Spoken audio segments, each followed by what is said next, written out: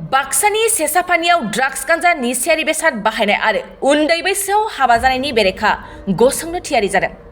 सोरगिदिं सोलिनाय आयेन बेरेखा सोलिनाय ड्राग्स आरो गांजा बाहायनाय आरो उन्दै बैसोआव हाबा जानाय बायदिनि हेंथा गसंनो थियारि जादों सेसाफानि ओनसोलनि रायजो राजाफ्रा। दिनैनि समाव सोरगिदिं ड्राग्स, गांजा, निसायारि बेसाद बाहायनाय आरो उन्दै बैसोआव हाबा जानाय बायदिया बांलांगासिनो दं। बैफोरबायदि ड्राग्स, गांजा, निसायारि बेसाद बाहायनाय आरो उन्दै बैसोआव हाबा जानाय बायदिखौ हेंथा खालामनो गोख्रोङै गसंथेनो ओंखारबोदों सेसाफानि ओनसोलनि दरफ्रोमबो गामिनि मेलेमजिबियारि समाज सिबियारि बिथांमोना।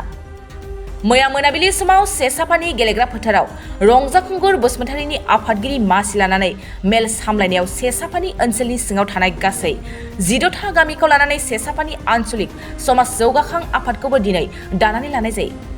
समाज सिबियारि फोरोंगिरि गामिनि गाहाय नेहाथारि आफादगिरि जाखांफुनाय लाइमोनफोरखौ लानानै मोनसे गोख्रों मावफुं आफाद दानानै लायो।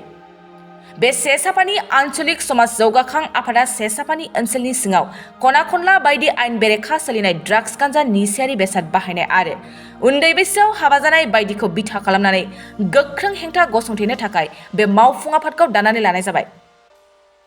गिबियावनो नोंथांमोननि चेनेलसिम जोंनि बे सेसाफानि आन्चलिक समाज जौगाखां आफादनिफ्राय हामलायनाय थाबाय। जों दिनै मोनसे आफाद जदों। बे सेसाफानि ओनसोलनि 16था गामिनि आफादगिरि नेहाथारि लोगोसे मेलेमजिबि सुबुंफोर नुजाफैदों। दा बे आफादनि गेजेरजों जों बेखौनो रायलायदों, जोंनि समाजाव बिभिन्न बिथिङाव एसे थासारिया एसे गाज्रि जालांनो हमदों। दा बिनि सायावनो जोङो मोजाङै एसे रायलायलायनानै गामिफोरनिफ्राय जोङो रिपर्ट लादों। रिपर्ट लानायनि गेजेरजों जोङो मिन्थिदों समाजाव बिभिन्न बिथिङाव जोंनि एसे थासारिया मोजां जायाखै। आरो बिनि गेजेरजों जोङो दा जोंनि सेंग्रा सिख्लाफोरनि गेजेराव जि सोलिनाय बिसेसकै निसा जुक्त, जेरैहाय जोंनि गेजेराव गथ' गथाय बे फरायफुनाय गथ'फोरखौ जेरै आक्रमन खालामदों बे निसाफ्रा, जौ, गान्जा, ड्राग्स, बेफोरनिफ्राय थारमाने जोङो एसे जायगानि जे थासारिखौ जों मोजां नुवा मोन्दों। दा जों बेखौ बोरैहाय जों कन्ट्रलाव लाबोनो हायो, बोरैहाय मोजाङाव लाबोनो हायो, बैफोर गथ'फोरनि सायाव जोङो गोथौयै जों सावरायदों। बिदिनो जोङो नुयो लामायाव हरनि 8था, 9था, 10थासिम जों थाङोब्ला नुयो बिसोरो मबाइल गेलेयो। मबाइल गेलेनायजों लोगोसे बिसोरो मा लायो मा लाया बेफोरखौ जों मिथिया। मिन्थियैनि गेजेरावबो किसुमाना मिन्थिगौ, बिसोरो किसुमान निसा जुक्त बुस्थु लायो।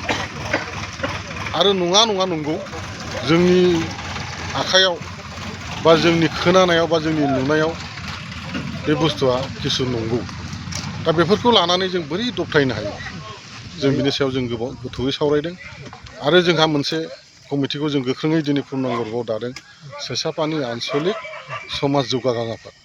बे आफादनि गेजेरजों जोङो नैबे सेंग्रा सिख्लाफोरनि बा सेंग्राफोरनि फरायफुनाय गथ'नि ड्राग्स लानायल' नङा, जौ लानायल' नङा, बिनि अनगायैबो जोंहा समाजाव बहुद मावनो गोनां दं। दिनै उन्दै गथ'फोरनि हाबा जालांनाय, सोरबा मबाइलजों फनाव माने माबा मा नाम्बार होनो, बे नाम्बारफोरजों मा नाम्बार होनोमोन बेखौ, रं नाम्बारफोरजोंबो माने सोरबा हिनजाव मानसिया सोरजोंबा खारलांनाय बेफोरबायदि जागासिनो दं। दा बै बुस्थुखौ जोंनि ओनसोलाव एसे नोजोर होनाया खम जालांदोंमोन बे खै बोसोरसोआ।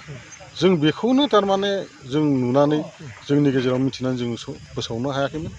दा दिनैहाय जोङो बे बुस्थुखौ जोङो गासैबो मिथिजोब्बाय।